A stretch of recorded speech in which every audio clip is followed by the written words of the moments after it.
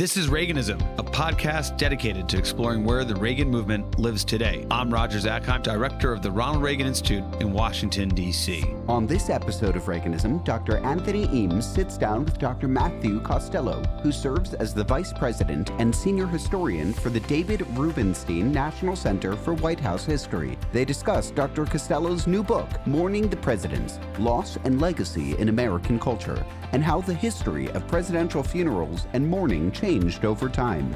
Welcome, Reaganism listeners. I'm joined here today by Matthew Costello, senior historian and vice president of the White House Historical Association and co-editor of a new book, Mourning the Presidents, Loss and Legacy in American Culture. You can get it anywhere fine books are sold, out with University of Virginia Press. As always, or on occasion, I'm your guest host, Anthony Eames, Director of Scholarly Initiatives at the Reagan Presidential Foundation and Institute. Matt, thanks for coming on the show. It's good to be here. Hopefully, there's no other specters or ghosts that are going to intermediate. And for those of you that don't know, we have recorded this before, but it seemed like there was some kind of ghostly interference. So it's good to be back to have a mulligan. We can only assume that some deceased president was upset with our podcast, or perhaps Stephen Decatur, because right. I am in his house currently, and thus far everything seems to be in working order. But stay tuned. That's right, and Matt is our neighbor at the White House Historical Association, just across the street. So let's see if we can get this one on air. I think the first question that we like to ask with these types of conversations, of course, is why this book?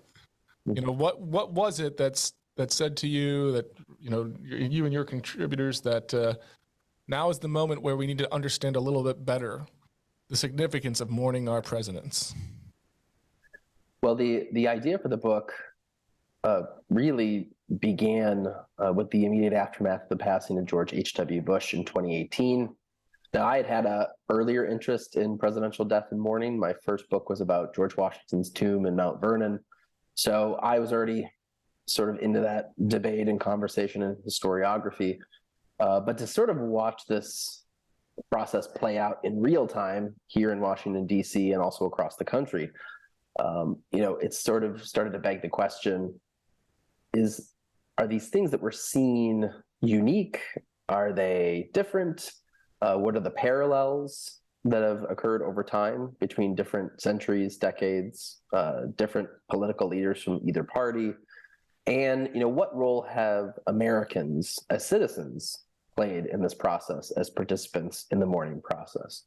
And so my co-editor, Dr. Lindsay Trubinsky, and I took the H.W. funeral, and we wanted to apply that to a variety of different presidents and former presidents who preceded H.W. Bush.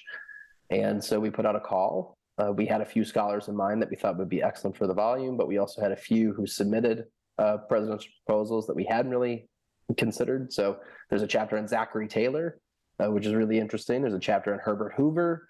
So, we do have sort of the big names, the Washingtons, the Lincolns, the JFKs, the Reagans, but we also do have, I think, some lesser known presidents that offer a pretty interesting contrast when we look at customs of presidential mourning. Yeah, so it is an interesting mix of presidential funerals that you cover in this volume. Maybe this is the right time then to ask the question, why do we mourn the presidents? What's the purpose of mourning the presidents? Certainly mourning Herbert Hoover looked a lot different than mourning Ronald Reagan, and it looked a lot different than mourning Chester A. Arthur. So why do we mourn the presidents?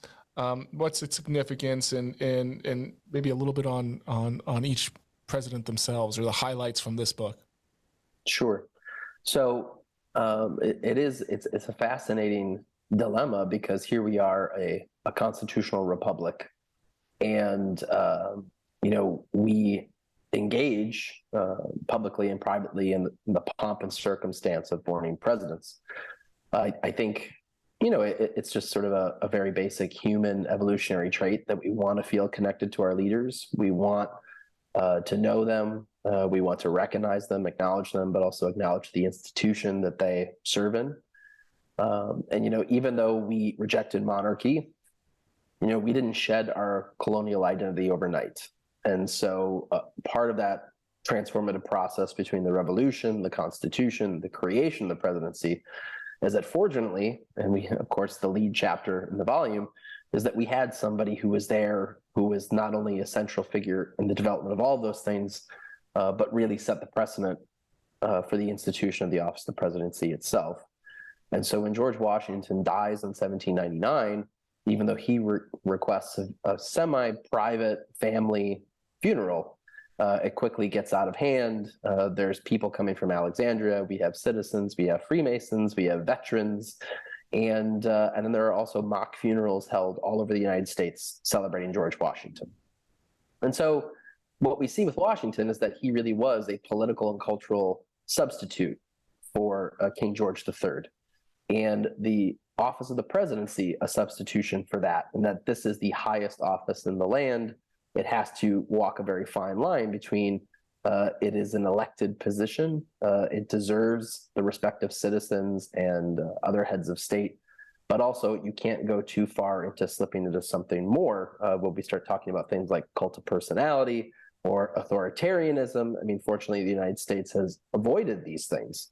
So, but there is this very interesting fascination by the American people of their presidents, and they invest so much of their time and their energy into who these people were, how they lived, the accomplishments of their administrations. And, it's an interesting thread that we pull throughout the volume, because on one hand, you think we would reject this type of hero worship, and at the same time, it is uniquely American, right? It is a way that we sort of set ourselves apart from the likes of France, Great Britain. So, we've had to learn how to create our heroes. We've also had to learn how to celebrate our heroes. And what we see in this volume is that there are some similarities that carry forward over time. There are a number of different factors that shape this process, including when they die, if they die in office, how they die. And also, I think finally, probably the biggest thing is that different communities of Americans remember presidents differently, and they participate in the process differently. Well, you mentioned a little bit there, the funerals, the mourning process looks a bit different depending on when and how presidents die. We're going to talk a little bit about the long goodbye of President Reagan later today, but can you give us kind of a 30,000-foot view, some of the key points about what does a funeral look like, or what does the mourning look like? What is the significance of grief in that moment when a president dies suddenly, be it an assassination attempt, standing too long in the cold in an inaugural address? I know, a bit of a wives' tale. Or the long goodbye that we saw with, for example, President Reagan, President George H.W. Bush, and what seems to be what we're seeing now with President Carter. So tell me a little bit about that dynamic at play. Mm-hmm. So for a lot of the former presidents in the 19th century, these were mostly family affairs. I mean, there probably was some community involvement as well, but these were, for the most part, not national events. Now, George Washington is obviously different because he has really captured the nation's imagination between the Revolution, his leadership during the Constitutional Convention. He's the first president. I mean, he is, the most iconic American by the close of the 18th century. And when we get further in the 19th century, we don't see a similar outpouring of grief like that until we get to presidents who are currently in office and they die. So Washington's funerals becomes the model for somebody like William Henry Harrison and Zachary Taylor. This is where we start to see what looks more like a modern day state funeral as we know.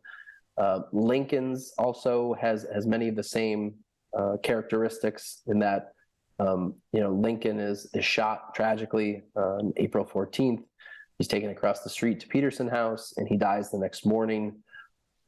Mary Lincoln is not overly involved. She's, obviously in shock and horrified by what happened to her husband. And so it's primarily Lincoln's cabinet and the War Department that's making a lot of these arrangements to organize a funeral parade, take Lincoln to the Capitol. He's the first president to lay in state in the Capitol Rotunda, and then to send him back to Springfield for burial. But he goes along the same route that he took on the way to Washington for his inauguration. So he stops in a series of cities, and he is put in repose in these public buildings so people can pay their respects to Lincoln. So this is where we see, as you mentioned, things like communication, transportation, technology changes that allow more people to be involved with the grieving process than ever before. And I think with the Lincoln chapter, it's especially important to note that even though today we might have this universal admiration for Lincoln or near universal admiration for Lincoln, that was not the case in 1865.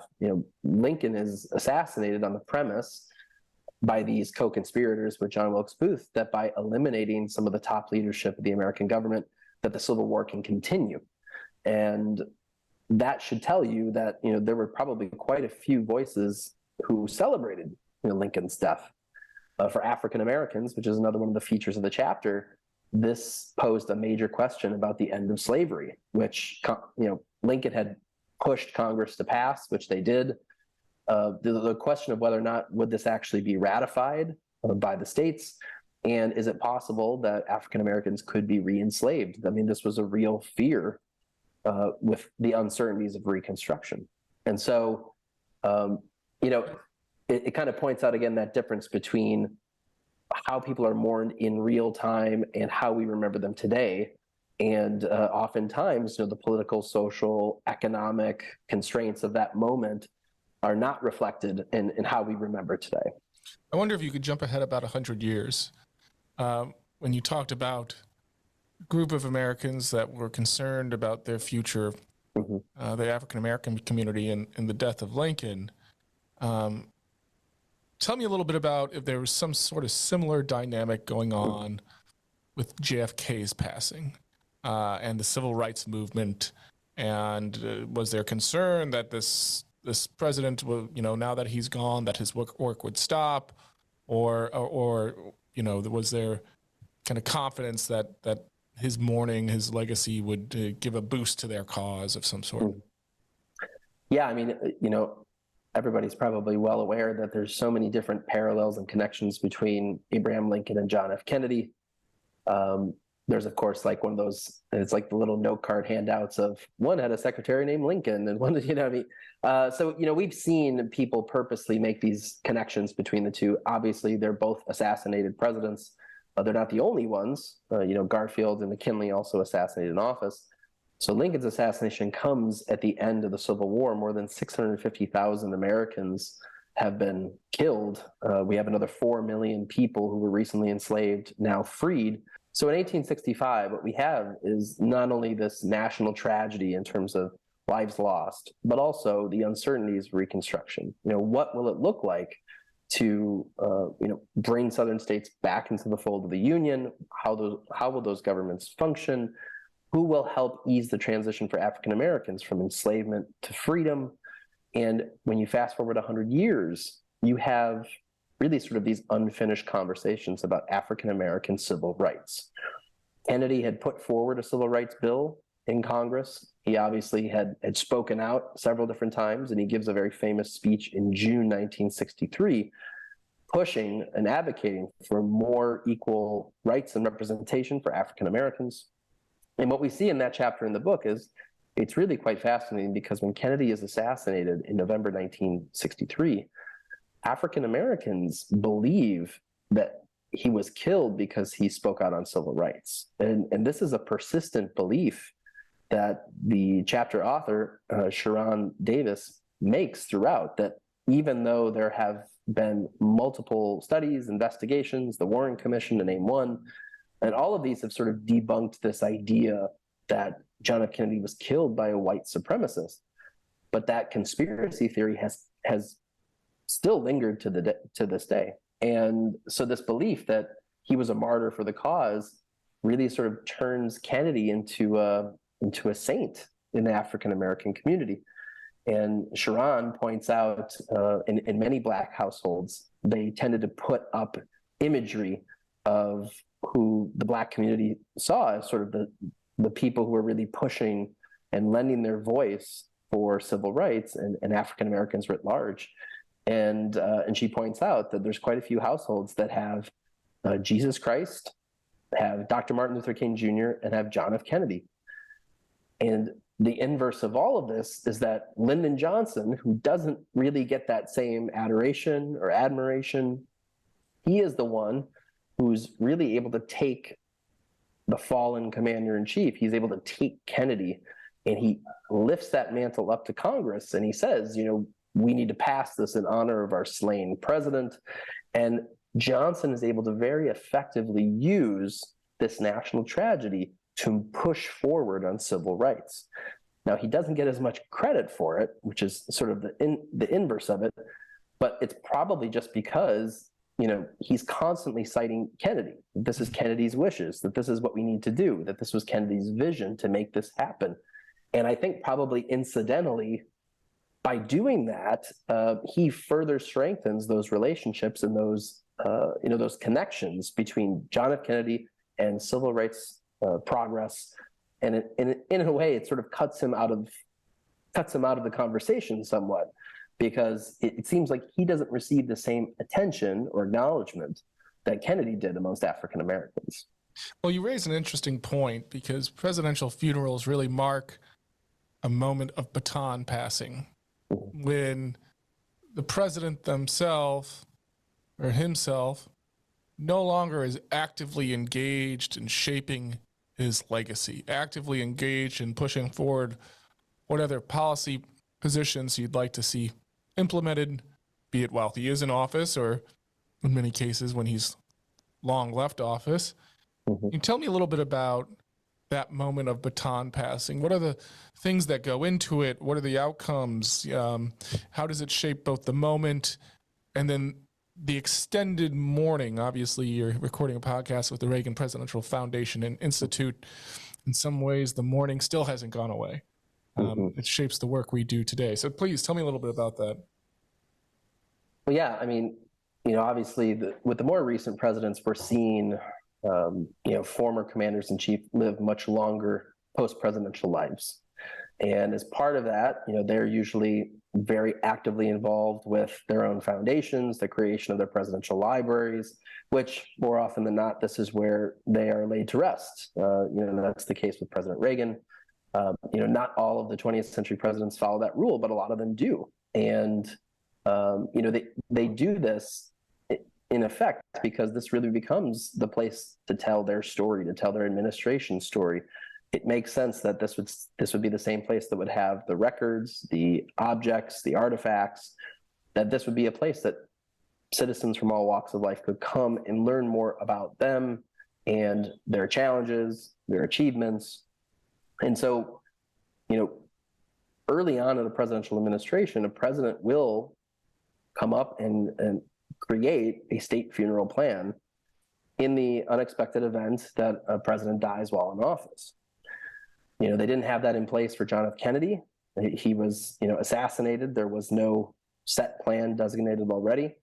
And Mrs. Kennedy, Jacqueline Kennedy, asked that her husband's funeral very much mirror Abraham Lincoln's. And so that's where we see a lot of those rituals reused in the 20th century, is because her request had a number of different people scrambling to learn exactly what they did for Abraham Lincoln, and she wanted her husband to have the same treatment. Well, since then, there's been a much more concerted effort to ensure that presidents while in office have a state funeral plan, but then also after they leave office, they periodically revisit this with staff, with military officials, government officials, so that in the event that something does happen as a former president, that their state funeral and their wishes are known. Obviously, the family is going to have input on this.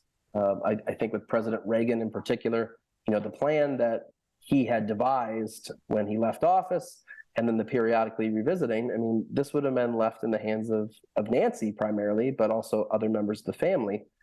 And, it is sort of this last opportunity to really have a public-facing event with the American people. And it is kind of weird to think of it that way because the president is deceased, right? The president is being transported across the country to Washington, D.C. There's a procession, they'll lay in state. But a lot of these things are orchestrated and overseen by the president's family. And one of the themes that we pick up in the volume is the importance of family, the first family and former first family members who play a major role in orchestrating and organizing and coordinating these ceremonies, because it is the last opportunity, it's the final goodbye. But also this is where we really see the beginning of, as you mentioned, we open that door a little bit more to this idea of talking about legacy, because oftentimes presidents themselves don't want to get into that conversation, or they only kind of want to touch on it, dabble on it. I think most of them come to terms with the idea of that's not really up for me to decide. That's sort of the whole point of the presidential libraries and people coming and doing research, and scholars and historians talking about my policies, my challenges, my struggles, in the volume in particular, George H.W. Bush's chapter does this as well, where he said that he didn't really want to talk about legacy. He really thought that that was best left to people on the outside, people who would use his presidential library and they would make judgments. But he himself did not want to be an active participant in that conversation.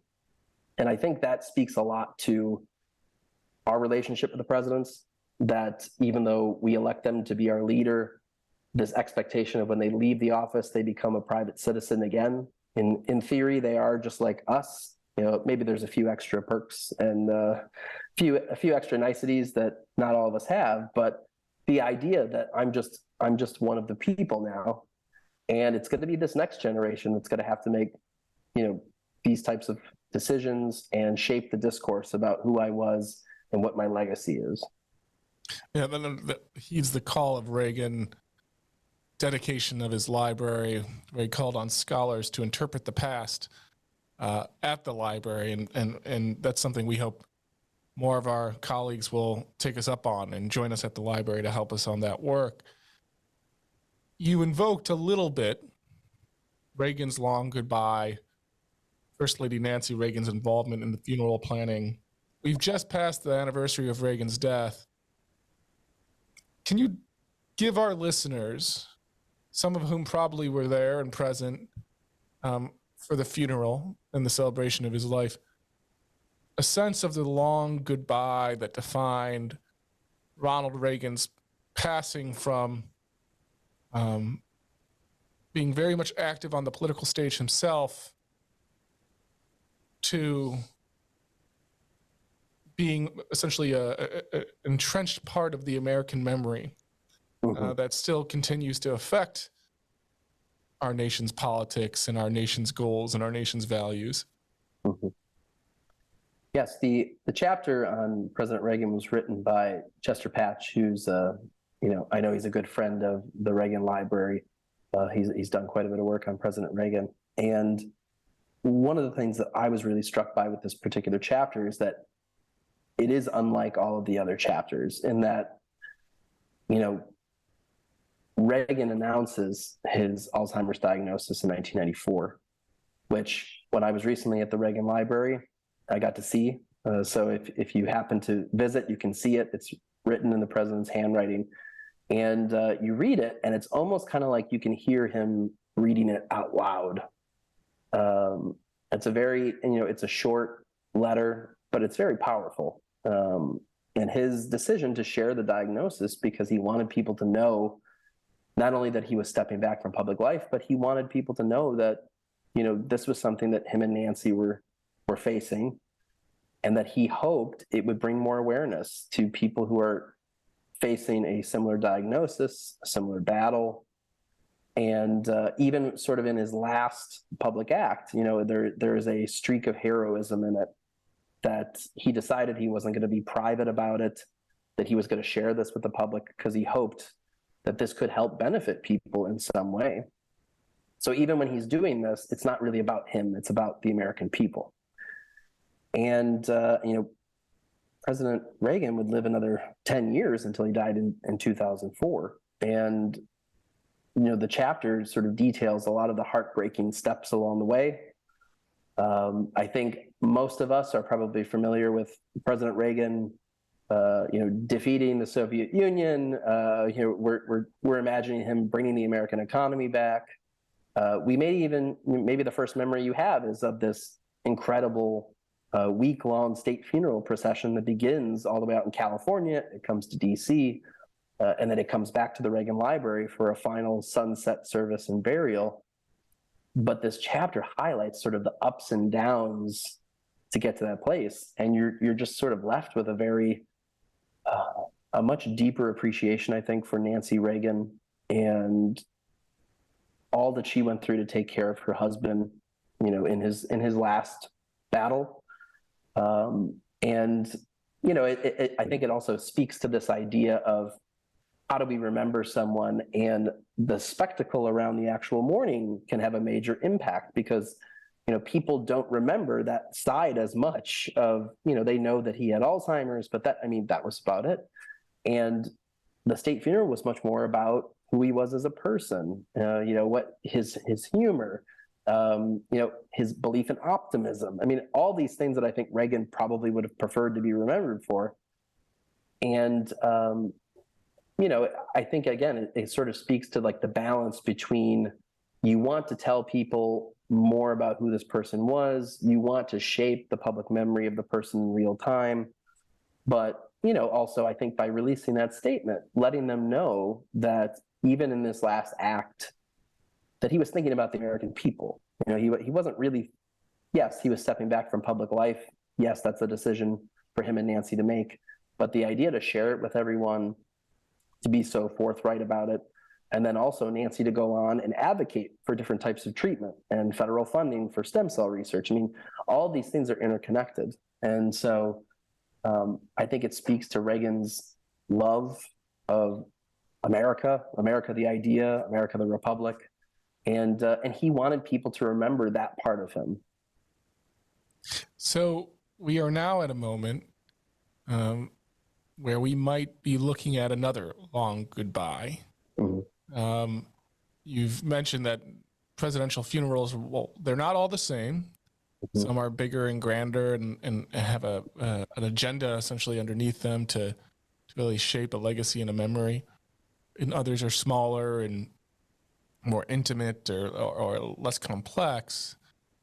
What might we expect for the next presidential funeral? Mm-hmm. Well, I don't know if President Carter will. I guess he could live another 10 years. That's how long President Reagan lived after he said goodbye to the public life. I think what we know now is, President Carter has opted that he is not, if any issues should arise, that he is not going to pursue any kind of medical intervention. And, he's in his 90s. So, when he leaves us, we'll see. But I think historically speaking, Carter has always had this reputation as being, one of the greatest, post-presidential presidents, right? He was very involved with the Carter Center and in championing democracy, human rights, eliminating disease. He was awarded the Nobel Peace Prize, in 2002. He still volunteers for Habitat for Humanity. He teaches Sunday school. I think a real example of somebody who practices what they preach and hasn't let the presidency change who they are, what they do, how they do it. At the same time, you kind of wonder if perhaps President Carter doesn't want to be known like only as the most successful former president. Maybe he's like, well, why not look at my presidency? Because that's what made me a former president anyway. And so it's been interesting when that news was announced, some of the recent biographers of Carter already stepped out and started writing op-eds about how Jimmy Carter's presidency really changed the trajectory of the Cold War. They talked about how he was ahead, on a few different things, including American energy policy. that, maybe the American public wasn't quite ready for, or Congress wasn't quite ready for. So we're already starting to see sort of these revisionist views bubbling up. And, what Carter decides to do with that will be really interesting, because during his actual presidency, Jimmy Carter generally didn't care for all the pomp and circumstance of the presidency. In fact, that was a big part of his election plan. Was he was going to make government more efficient, more transparent. He was going to cut away with things. I mean, he gets rid of the presidential yacht, and for a while he was contemplating getting rid of Camp David, but thank goodness he didn't do that, because you could argue that was his most successful foreign policy achievement, was achieved at Camp David. So but Reagan made those promises that he was going to clean up government. And so he does these things, but I think at times we speak of him almost like he wasn't president. And if it was me, I would probably want to see some kind of balance. You can have the respect for somebody who held the office and not just focus on their post-presidential life, and also this characterization that his presidency was a failure. I mean, I think that probably is something that bothers him. So we'll see what his state funeral looks like. Will it be more simplified, more along the lines of somebody like a Harry Truman? Truman had all of the ceremony and rites performed out in Independence, Missouri. A big part of it was because Bess Truman was so ill and she was older.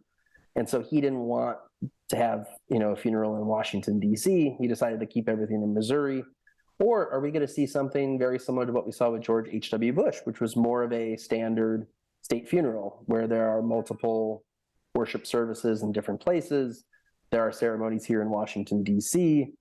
It'll be interesting to see what Carter picks, because what that funeral plan looks like will tell us a lot about what Jimmy Carter wanted his final send-off to look like, what were his preferences, and and how do those reflect the principles that he was adhering to, not only in office but out of office. Well, certainly Jimmy Carter and Ronald Reagan, their legacies often held together in one hand as we look at success and failures of the presidency, and also how handoff in important foreign policy matters and domestic issues has taken place. So to turn it back to Reagan, I think one of the things we like to do here is get your favorites, your favorite Reagan quote, your favorite Reagan book, and your favorite Reagan speech. Sure. So one way we like to wrap things up. So what do you have for us? Right. Well, I mean, I still think, Lou Cannon's works are still, I think, some of the best on Reagan. There's a recent biography by Bob Spitz, came out in 2018. I think that was also very good if you're looking for a one volume. It is a pretty big volume, but a one volume account of Reagan. And, I think it also does a good job really covering sort of his life before the presidency, life before politics, because, I mean, there's so much to know about. You can glean a lot about Reagan, the person, from sort of his early upbringing, the challenges he faced, his moving about and, getting into broadcasting. I mean, all of this stuff you can tell really plays a role in shaping what we know today. We call him the great communicator. And that wasn't just something that like he came up with on the spot. He had this talent from an early age, and he went to all these different places and he honed those skills. And so I think that's probably one of my favorite single volume accounts of a biography of Reagan.